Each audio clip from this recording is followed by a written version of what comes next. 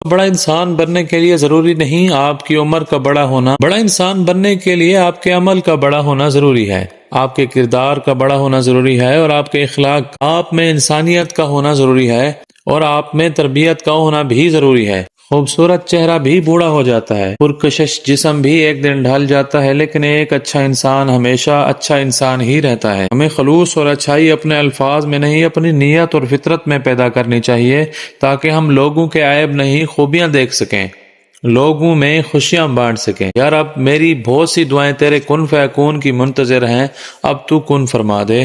یا رب کریم، مجھ پہ اتنی سی عنایت فرما کہ جب بھی میں دعا کے لیے ہاتھ اٹھاؤں، مجھ سے جڑے ہر رشتے کی تقدیر سمجھ جائے، آمین۔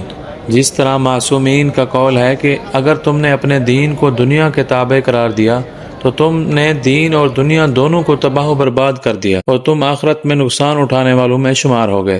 لیکن اگر تم نے اپنی دنیا کو اپنے دین کے تابع قرار دیا تو تم دین اور دنیا دونوں کو حاصل کر لو گے اور آخرت میں کامیاب ہو جاؤ گے۔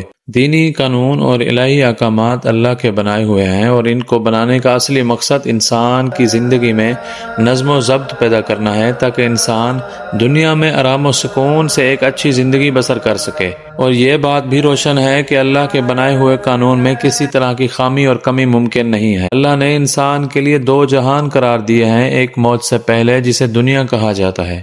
دعا ہے کہ رب کریم ہمیں نبی کریم صلی اللہ علیہ وآلہ وسلم کے بتائے ہوئے طریقوں پر چلنے کی توفیق عطا فرمائے۔ یا الہی، ہمارے لیے ہماری دنیا بہترین بنا دے اور آخرت بہترین تر کر دے اپنے خاص فضل و کرم سے، آمین۔ یا دعاؤں میں ہمیشہ ایک دوسرے کو یاد رکھا کریں۔ دنیا عارضی ہے، ایک دن ہم نے چلے جانا ہے، ایک دن ہم نے یہاں سے پلٹ جانا ہے، کسی نے یہاں پہ ٹھکانہ ازل سے نہیں بنا رکھا، ہر انسان نے واپس لوٹنا ہے۔